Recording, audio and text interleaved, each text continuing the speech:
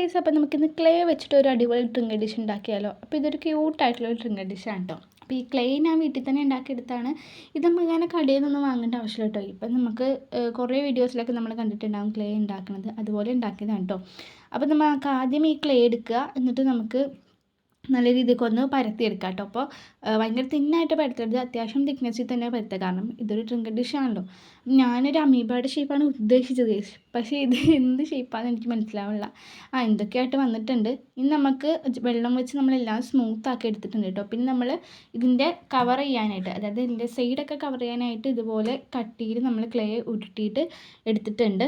നമുക്കത് ഒട്ടിച്ചു കൊടുക്കാം കേട്ടോ. ഒട്ടിക്കുമ്പോൾ നമ്മുടെ ആ ഒരു ബേസ് ഇല്ലേ, ബേസിൻ്റെ സൈഡിൽ നമ്മൾ ഇതുപോലെ എന്തെങ്കിലും കത്തിയോ അല്ലെങ്കിൽ പേപ്പർ കട്ടറോ ഒക്കെ യൂസ് ചെയ്തിട്ട് ഒന്ന് ജസ്റ്റ് വര ഇട്ട് കൊടുത്തിട്ട് ഇച്ചിരി വെള്ളം ഇതാക്കിയിട്ട് സ്മൂത്താക്കി എടുക്കുക. അങ്ങനെ ഒട്ടിച്ച് കഴിഞ്ഞാൽ ഇത് പെട്ടെന്ന് ഒട്ടിക്കിട്ടും.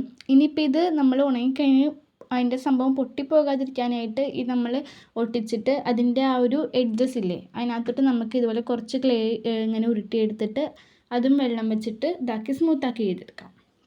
അപ്പോൾ ഞാനിത് ചെയ്യണത്, നമുക്ക് ആ ഫോം ക്ലേ വാങ്ങിച്ചപ്പോൾ കിട്ടിയ അതിൻ്റെ കൂടെയുള്ള ആ ഒരു ടൂൾസ് യൂസ് ചെയ്തിട്ട്, ഇതില്ലാന്നുണ്ടെങ്കിൽ നമുക്ക് സ്പൂണോ അല്ലെങ്കിൽ എന്തെങ്കിലും ഐസ്ക്രീം സ്റ്റൊക്കെ യൂസ് ചെയ്തിട്ടും ചെയ്തെടുക്കാം. ഇതുപോലെ ബാക്കിലും നമ്മൾ ചെയ്തെടുക്കണം കേട്ടോ, ഇല്ലെങ്കിൽ ഇത് ഉണങ്ങി കഴിയുമ്പോൾ പൊട്ടിപ്പോകും. ഇനി നമുക്കിത് കംപ്ലീറ്റ് ഒരു ദിവസം ഫുള്ളായിട്ട് ഒന്ന് ഉണക്കിയെടുക്കാം. അപ്പോൾ ഇത് വെയിലത്തൊന്നും വെച്ച് ഉണക്കരുത് കേട്ടോ. വെയിലത്ത് വെച്ച് ഉണക്കിക്കഴിഞ്ഞാൽ ഇതിൽ ക്രാക്സ് ഒക്കെ വരും, പിന്നെ പെട്ടെന്ന് പൊട്ടിയും പോകും. നോർമലി നമ്മൾ ക്രാഫ്റ്റ് ചെയ്യുന്ന ഏതെങ്കിലും ഒരു സ്ഥലത്ത് വെച്ചിട്ട് ഒന്ന് ഉണക്കിയെടുത്താൽ മതി, വെയിൽ തട്ടാതെ നോക്കണം.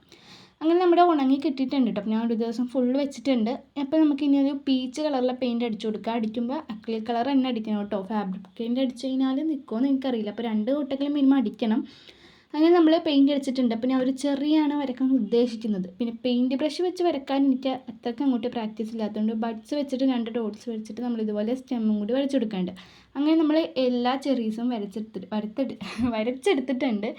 ഇനി നമുക്കിന്ന് വാർണിഷ് അടിച്ചു കൊടുക്കാം. അപ്പോൾ നമുക്കൊരു ഗ്ലോസി എഫക്റ്റ് കിട്ടും. വാർണിഷ് ഇല്ലാന്നുണ്ടെങ്കിൽ ഫെവിക്കോൾ എടുത്തിട്ട് കുറച്ച് വെള്ളത്തിൽ മിക്സ് ചെയ്തിട്ട് ചെയ്തെടുത്താൽ മതി. അപ്പോൾ എൻ്റെ ഒരു മഞ്ഞ കളറുള്ള വാർണിഷാണ് ഈ കയ്യിൽ ഇരിക്കുന്നത്, അതുകൊണ്ട് നല്ല രീതിക്ക് അത് മനസ്സിലാവും കേട്ടോ വീഡിയോയിൽ. പക്ഷേ ഇത് ഉണങ്ങി കഴിഞ്ഞപ്പോഴേക്കും അടിപൊളിയായിട്ട് വന്നായിരുന്നു.